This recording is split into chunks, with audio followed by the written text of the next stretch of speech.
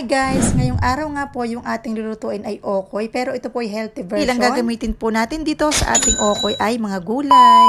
Nga po sa pwede na po natin itong iulam sa kanin at pwede na po natin itong pangmerienda. Pwede na rin po natin itong pagkakitaan. Hiwa na nga po pala ako dito ng sibuyas. Katapos po ito naman mga carrots, hiwain ko to ng medyo pahaba ng konti. Paano po ba tayo dito kikita? Syempre, yung naluto natin ng mga okoy ay pwede po natin yung ibenta. So bali gagamit nga rin po pala ako dito ng repolyo. O kaya gumamit dito ng ibang gulay katulad ng kalabasa or kaya patatas. Ito po ay hihiwain natin ng pahaba. Diyos ko, bakit ganito yung boses ko? Nag-concert kasi ako kagabi. Hindi nga po pala yung tinimplahan ko ito ng konting white pepper, konting asin, and naglagay din po ako dito ng garlic powder. Garlic powder po optional. At naglagay na nga rin po pala ako dito ng 2 kutsara ng cornstarch, kutsara ng harina, and 1 pirasong itlog. Mas po niyan, ayan, naglagay po ako dito ng tubig, pero yung paglalagay ko po dito ng tubig, mga mare, ay unti-unti lang po para hindi naman po ito mabigla. Kung okay na yung ating gulay, kaya naman mag-i-start na po tayo dito magprito. Bali, naglagay lang po ako dito ng saktong mantika lamang. Naman po, pare-parehas yung sukat. Gumamit nga po pala ako dito ng sandok. Bali, yung apoy ko nga po pala dito ay mahina lamang para hindi naman po ito masunog at bigla yung pagkakaluto. Kasalang po yung okay, gagawa naman po tayo dito ng ating masarap na sausawan. Po sa magiging sausawan, naghiwa lang po ako dito ng carrots at saka ng sibuyas.